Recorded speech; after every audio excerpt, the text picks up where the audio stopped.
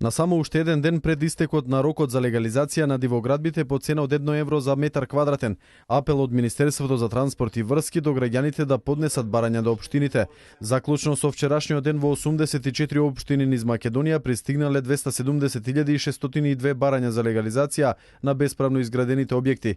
Интересот за легализацијата е се поголем, па во последните 2 дена се поднесени над 50.000 барања. Доколку вашиот објект го легализирате, тоа не е основ да плаќате данок.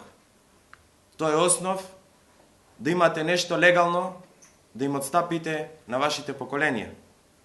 Уште еднаш апелирам до сите граѓани кои немаат поднесено барање за легализација да искористат оваа можност и да го направат тоа заклучно со крајниот рок.